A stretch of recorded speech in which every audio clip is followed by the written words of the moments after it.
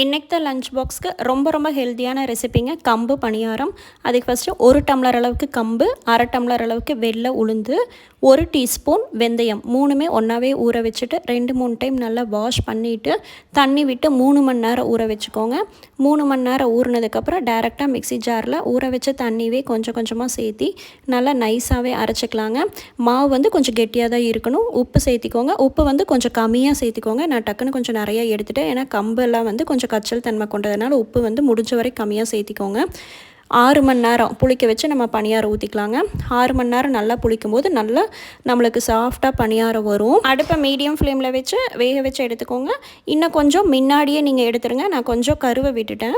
இதில் வந்து கம்பு பணியாரத்தில் வந்து இரும்புச்சத்து ரொம்ப அதிகங்க. குழந்தைகளுக்கு இந்த மாதிரி கொடுக்கும்போது கண்டிப்பாக எடுத்து அரிசியே சேர்க்காத கம்பு பணியாரம் இப்படி சேர்த்துக்கோங்க. சட்னிக்கு வந்துட்டு தக்காளி சட்னி தான். இது எப்படிங்கிறது நாளைக்கு லாங் வீடியோவில் ஷேர் பண்ணுறேங்க. ஸ்நாக்ஸுக்கு மாதுளம்பழம், ஜூஸுக்கு வந்துட்டு ஆரஞ்சு ஜூஸுங்க. ஆரஞ்சு மட்டுமே கொடுத்து விடும்போது நம்மளுக்கு ஒரு மத்தியானம் குடிக்கும்போது கச்சல் தன்மை வரும். அதனால் அரை லெமன் பிழிஞ்சு விட்டு நாட்டு சக்கரை ஐஸ் க்யூப் சேர்த்தி லெமன் சேர்த்தினால தாராளமாக நீங்கள் அரை டம்ளர் தண்ணி விட்டு கொடுத்து விட்டிங்கன்னா ஈவினிங் வரைக்கும் இருந்தாலுமே ஆரஞ்சு ஜூஸ் கச்சல் தன்மை வராது.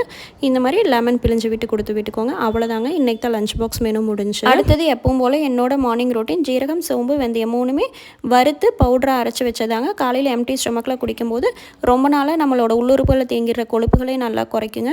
சுகரெல்லாம் வந்து நல்லாவே குறையும். அடுத்து பிளாக் காஃபி தூள் எது வேணாலும் நீங்கள் லோக்கல் பிராண்ட் போட்டுக்கலாம். கருப்பட்டி லைட்டாக லெமன் பிழிஞ்சு விட்டிங்கன்னா டேஸ்ட்டு சூப்பராக இருக்கும்.